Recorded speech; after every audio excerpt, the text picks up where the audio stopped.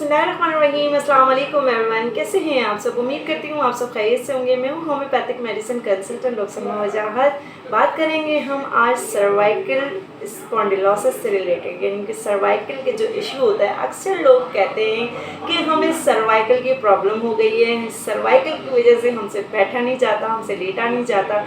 कि सर्वाइकल है क्या? सर्वाइकल जो है ये एक मेडिकल टर्म, यानी कि मेडिकल नेम है। सर्वाइकल को कहते हैं नेक, यानी कि नेक की जो मोरे होती हैं, जिससे जो हमारे ये स्पाइन है, जो ये हराम मगज़ हमारा जो यहाँ से शुरू हो रहा है, उसमें जो है सर्वाइकल C1 to C7 तक का जो एक स्पाइन हमारा जा रहा है। और ये यहाँ जो है अगर कोई प्रॉब्लम हो जाए, यानी कि नेक के मोरों में अगर स्टिफनेस हो जाती है, समटाइम ये मसल्स और बोन्स जो उसके होते हैं वो प्रॉब्लम कर लेते हैं, उस पर कोई प्रॉब्लम क्रिएट हो जाए तो उसे हम सर्वाइकल स्पॉन्डिलोसिस का नाम देते हैं।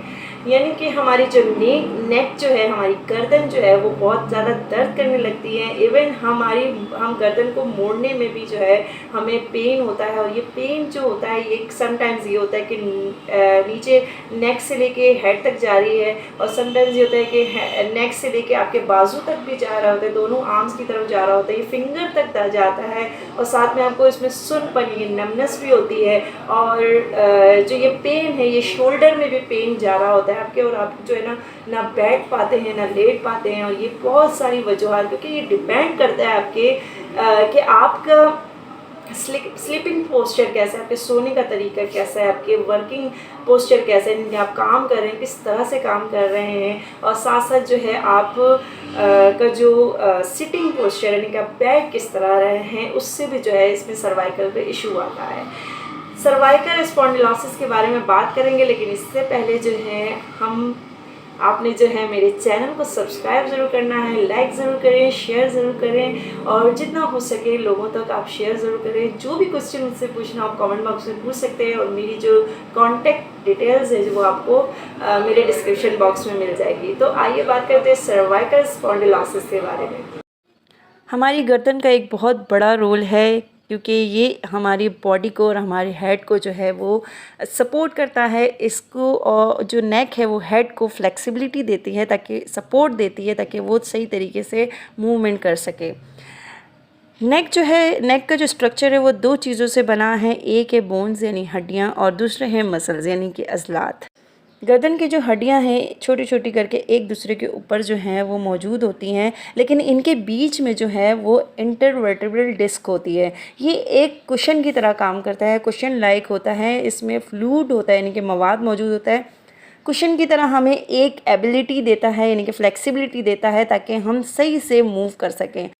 बोन्स जो कि हमें स्टिफनेस, स्ट्रेंथ और स्ट्रक्चर प्रोवाइड करता है, तो इसी तरह मसल्स का भी काम होता है। मसल्स जो हैं वो हमारे स्पाइन को सपोर्ट प्रोवाइड करती है, ताकि हमारे जो है मूवमेंट अच्छी तरीके से हो।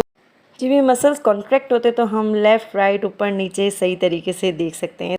जब इन स्ट्रक्चर बोन्स में जो है चेंजेस आती हैं तो नेक में पेन स्टार्ट हो जाता है, पेन होता है, सीवियर पेन होता है। अगर हमारे मसल्स ज़्यादा ओवर वर्क करते हैं तो नेक में यानी कि इशू बहुत ज़्यादा हो जाती है, बहुत प्रॉब्लम्स क्रिएट हो जाते हैं। अच्छा, जैसे जैसे एज बढ़ती है तो हमारी जो इंटरवर्टेब्रल डिस्क होती है उसके अंदर जो फ्लूइड मौजूद होता है, जो मैंने आपको जैसे पहले बताया कि जो फ्लूइड मौजूद है वो आहिस्ते आहिस्ते सूखना स्टार्ट हो जाता है, यानी कि ड्राई होना स्टार्ट होता है, जिसे हम डिहाइड्रेशन ऑफ डिस्क कहते हैं। जैसे जैसे डिस्क जो है वो ड्राई होने लगता है, वो श्रिंक होने लगता है, यानी कि हमारी जो बोन्स है वो एक साथ मिलने लगती हैं। उसके जो बीच में जो फ्लूइड है वो ख़त्म हो जाता है, जिसकी वजह से जो है बोन्स जो डिफरेंस है वो कम होने लगता है, जिसकी वजह से बोन्स जो है आपस में रगड़ खाने की वजह से जो है कभी कभार ये होता है कि उससे जो ना क्रॉनिक इन्फ्लेमेशन हो जाती है, बहुत ज़्यादा क्रॉनिक इन्फ्लेमेशन हो जाती है। ये जो हमारे सर्वाइकल के जो आप देख रहे हैं ये इससे क्रॉनिक कंडीशन हो जाती है। जैसे डिस्क ड्राई होता है तो बाज़ दफ़ा फटने लगता है, फट कर बाहर आ जाता है। तो वो जो है वो ज़ाहिर बात है किसी भी नर्व्स को जो है वो डैमेज करता है, उसके साथ जो है टच करता है तो उससे डैमेज करता है। तो जो हम हाथों में जो पेन महसूस करते हैं, जो पेन होता है, जो नेक से पेन हमारी तरफ आर्म्स तक आ रहा होता है और हमारी नमनेस जो महसूस होती है, तो यही सिम्टम्स होते हैं जो पेन, नमनेस और वीकनेस की जो शिकायत होती है। तो वो इसी वजह से होती है कि जो हमारा जो डिस्क है वो फट कर जो है वो बाहर आने लगता है सिर्फ फ्लूइड ख़त्म होने की वजह से, और उसमें क्रॉनिक इन्फ्लेमेशन हो जाती है, क्रॉनिक किस्म की इन्फ्लेमेशन होती है, जिसकी वजह से हमें इस चीज़ का सामना करता है। फिर वो बहुत ज़्यादा क्रॉनिक कंडीशन होती है। इस सूरत में जो है आपने लाजमी एमरजेंसी की सूरत में आपने डॉक्टर से कंसल्ट करना है, क्योंकि ये पेन, नमनेस और वीकनेस जो है, जो अगर आपको आने लगती है आपके हाथ में, जो आपको आर्म्स में जो है ना वाइब्रेशन फील होता है, तो ये आप लाजमी डॉक्टर से कंसल्ट करें। एक तो इसकी वजह बहुत सारी हो सकती है। मोस्टली आजकल लोग जो है मोबाइल बहुत यूज़ करते हैं और इसी पोजीशन में, उसी पोस्चर में जो है 2-2 3-3 घंटे तक जो है सर झुका कर बैठे रहते हैं, मोबाइल यूज़ कर रहे होते हैं। उन्हें जो है ये नेक की बहुत प्रॉब्लम होती है। और साथ साथ जो है लोग कोई अगर कॉल पे बात कर रहे हैं तो एक ही साइड पे रख के बात करते हैं, उन्हें भी जो है ना उनके मसल्स जो है ना स्टिफ हो जाते हैं। साथ साथ जो है जो लैपटॉप का वर्क, यानी कि वर्किंग लोग जो हैं, जिनका एक ही पोस्चर में बैठ के जो है काम करना, उनका एक ही सिटिंग पोस्चर है उनका, और उसी हिसाब से काम कर रहे हैं, तो उनको भी जो है ये सर्वाइकल का इशू हो जाता है। और जो स्लिप, यानी कि सोने वाले जो सही तरीके से सोते नहीं हैं, बहुत ऊंचा तकिया रखते हैं या तो बहुत ही सर नीचे झुका लेते हैं, यानी कि बिल्कुल दरमियाना तकिया रखना है और उसमें अपना उस तरीके से सोना है, तो उससे जो है उनको जो है ये मसल्स में प्रॉब्लम होती है, उनके बोन्स में प्रॉब्लम होती है, उन्हें सर्वाइकल स्पॉन्डिलाइटिस का प्रॉब्लम होता है। इसके अलावा सर्वाइकल स्पॉन्डिलाइटिस बूढ़े लोगों में भी हो सकता है। जैसे मैंने आपको बताया है कि जैसे जैसे एज बढ़ती है तो ये प्रॉब्लम क्रिएट होती है, और साथ साथ इंजरी की वजह से भी, अगर कोई नेक इंजरी या हेड इंजरी हुई है तो इसकी वजह से भी जो है सर्वाइकल का कोई इशू हो सकता है। इसमें अक्सर लोगों को जो है चक्कर बहुत ज़्यादा आते हैं, ये वर्टिगो का प्रॉब्लम हो जाता है, बहुत ज़्यादा चक्कर आते हैं, हेडेक बहुत ज़्यादा होती है, स्ट्रेस इतना बढ़ जाता है आपके, जब आपको बहुत ज़्यादा स्ट्रेस हो, डिप्रेशन हो, तो उसमें भी सर्वाइकल का आपको इशू हो सकता है। और साथ साथ जो है आप बहुत ज़्यादा जो है ना परेशान हो जाते हैं, आप रिलैक्स नहीं रहते, आपको एंजाइटी से फील होने लगती है, तो ये प्रॉब्लम सर्वाइकल के उसमें होती है। अब हम बात करेंगे कि इसमें ऐसी कौन सी जो है होम्योपैथिक मेडिसिन है जो सर्वाइकल स्पॉन्डिलोसिस में बहुत अच्छा वर्क करती है।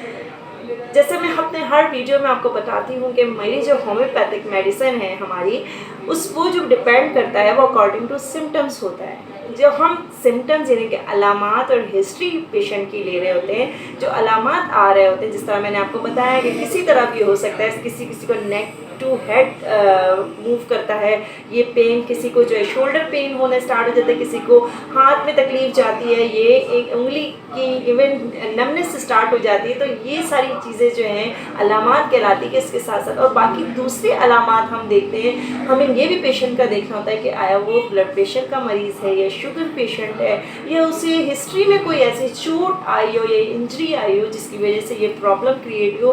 तो ये सारी चीज़ें हम देख के फिर मेडिसिन प्रिस्क्राइब करते हैं। तो अभी जो मैं सर्वाइकल स्पॉन्डिलोसिस के लिए जो मेडिसिन आपको बताऊंगी वो मेडिसिन आप नोट करें, और लेकिन फिर भी मैं आपको, अगर वर्स कंडीशन होती है तो आपने लाजमी अपने डॉक्टर से कंसल्ट करना है।